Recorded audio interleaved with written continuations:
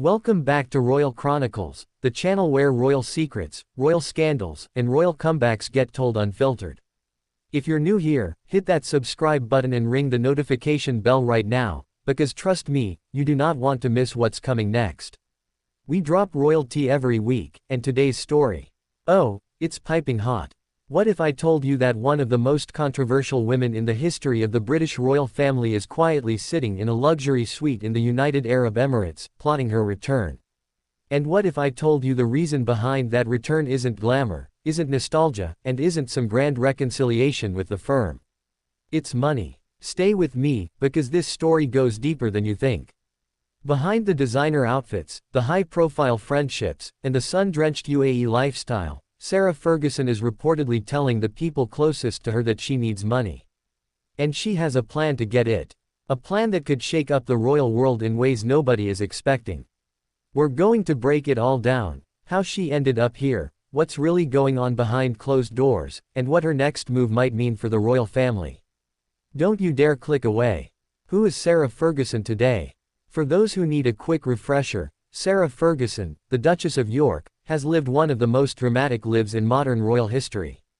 She married Prince Andrew in 1986 in a fairy tale wedding watched by millions. She had two daughters, Princess Beatrice and Princess Eugenie.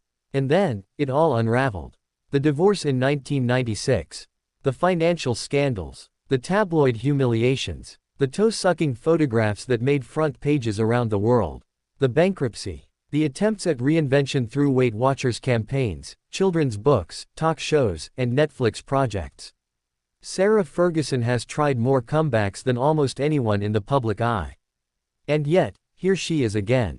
65 years old. A cancer survivor. A woman who has stared down public humiliation more times than most of us could count.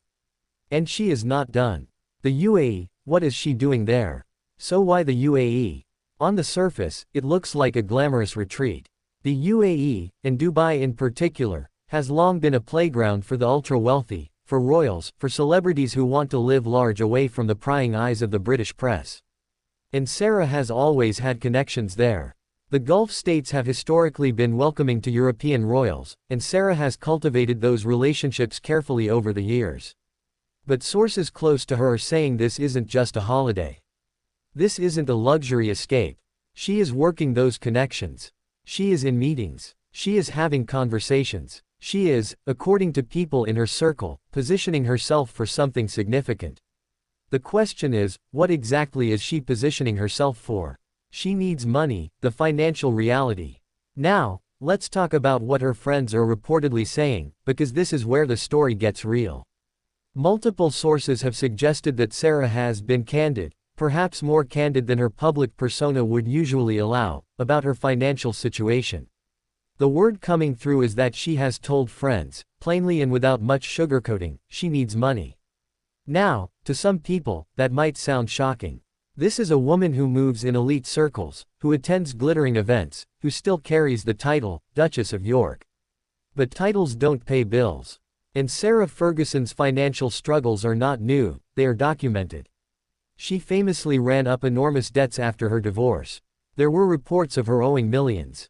There were the allegations that she attempted to sell access to Prince Andrew for cash, a scandal that deeply damaged her reputation and her relationships within the royal family. The breast cancer diagnosis she revealed in 2023, and then the skin cancer diagnosis that followed, added new pressures. Medical costs. Recovery time. The realities of aging without a stable financial foundation. She has earned money through writing, her memoirs, her romance novels, and through various business ventures. But insiders suggest those income streams are not enough.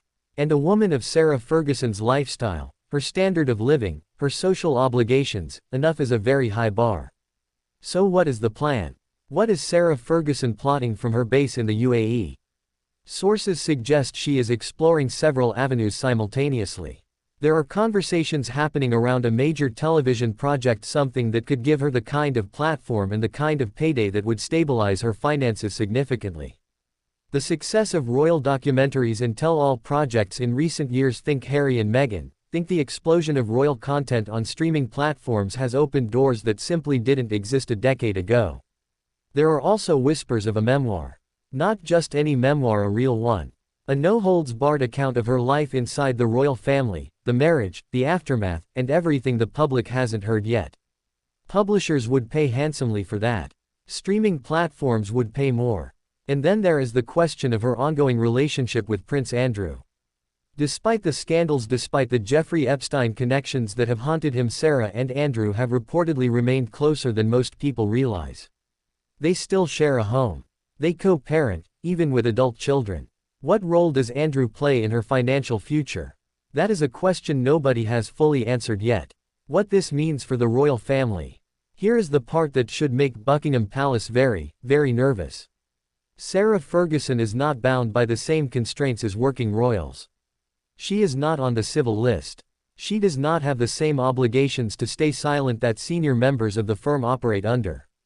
And she has history, a lifetime of it, that the royal family would almost certainly prefer remain private. King Charles has worked hard to modernize and slim down the monarchy. Prince William and Princess Catherine have carefully curated their public image. A Sarah Ferguson comeback, especially one built around a candid memoir or a major documentary, could be a grenade thrown into the carefully managed world of modern British royalty. And if Sarah Ferguson truly needs money, that changes the calculation entirely. Desperation, even polite, well-dressed desperation, has a way of loosening lips. So here's where we leave it today. Sarah Ferguson is in the UAE. She is telling her closest friends she needs money.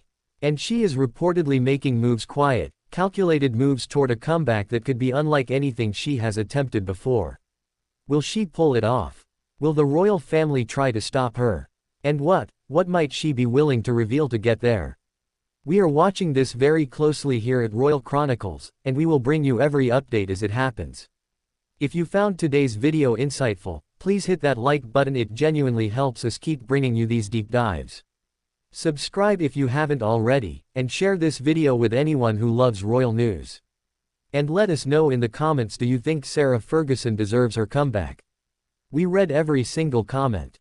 This community is everything. Until next time, this is Royal Chronicles.